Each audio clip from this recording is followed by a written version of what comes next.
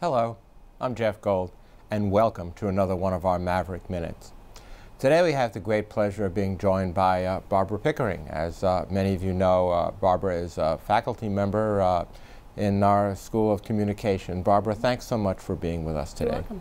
Today we're talking about a new program, right, that you've been so heavily involved with. And why don't you tell me and tell our audience a little bit about that? Sure.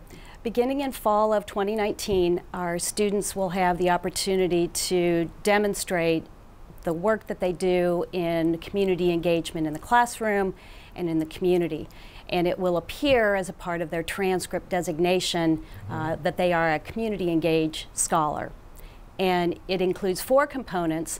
It includes 2 service learning courses, 135 hours of volunteer work, and a community-based learning experience, which is internships, practicums, etc.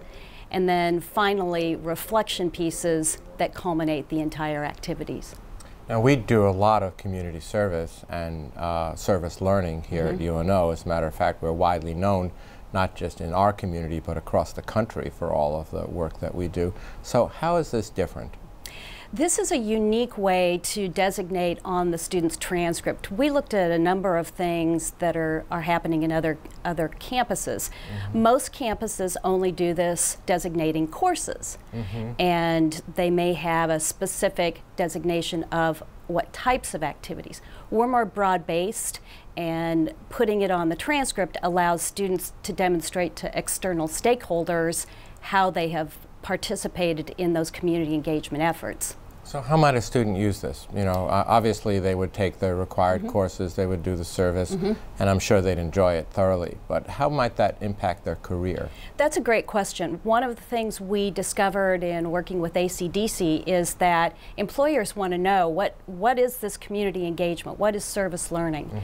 And so this is something that they can then take to employers when they do job interviews and when they get out into the community to demonstrate their participation as part of a civic society. So it's essentially a credential, I guess would be the best way to describe it. Exactly. Which means we might want to communicate that to employers, to, you know, various types of organizations that love to hire our students, that this type of credential really is somewhat different than just a course or a service learning experience. Exactly. And more intense, perhaps. That's exactly right. And what we think will happen is we'll work with ACDC as students start to prepare their resumes, because what often happens is students don't necessarily put everything all together.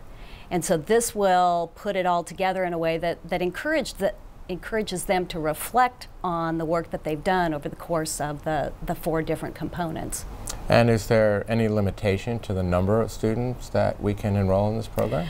Only as many as we can theoretically handle at this point. And when does the program start?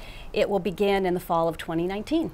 And if students wanted more information about the program, and I'm sure they will after this, how would they find that out? We have a website that is developed, and they'll provide the link to the website, or they can contact me directly. Super. Well, listen, thank you so much for being with us today. It sounds like a really exciting program, really just core to our mission as a public metropolitan university. And thank you for being with us today on this Maverick Minute.